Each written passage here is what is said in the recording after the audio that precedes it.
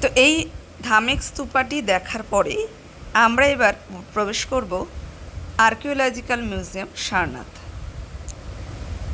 এই যে archaeological museum Sarnath যে লেখাটি রয়েছে তার সামনে আবার আমরা একটু ফটো তুলেছি। তোলার পরে আমরা প্রবেশ করেছি এই মিউজিয়ামে। এই ছিল গোটা মিউজিয়ামটি, বেশ সুন্দর। এবারে আসুন আমরা ভেতরে প্রবেশ করি।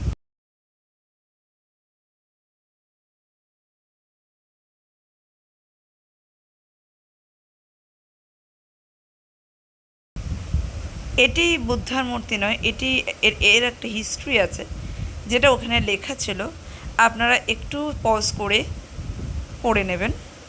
এছাড়াও অনেক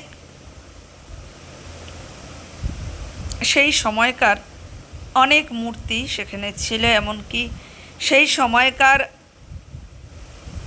অনেক শিষ্যদেরও মূর্তি ছিল। এছাড়াও ওদের ব্যবহৃত অনেক জিনিসের স্ট্রাকচার ছিল, এমনকি বুদ্ধের আলাদা করে মাথার কিছু স্ট্রাকচার ওখানে রাখা ছিল, এক একটা এক এক রকম।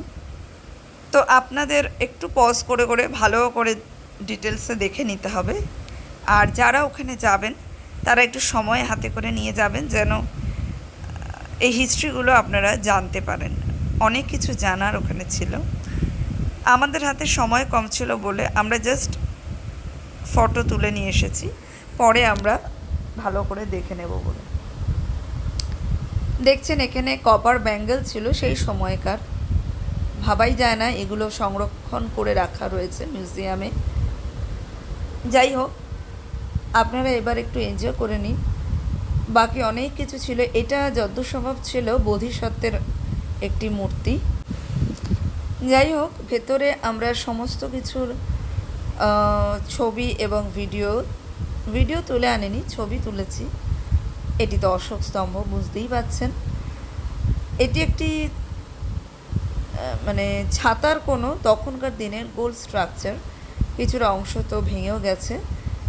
আর এটি শতবুদ্ধা ছিল, তার একটি স্ট্রাকচার।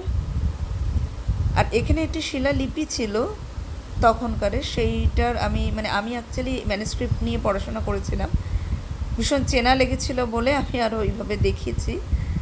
আর এটি তো বুদ্ধার একদম বসে থাকার একটি মূর্তি, খুব সুন্দর। আর এখানেও একটি বুদ্ধার বড় স্ট্রাকচার ছিল।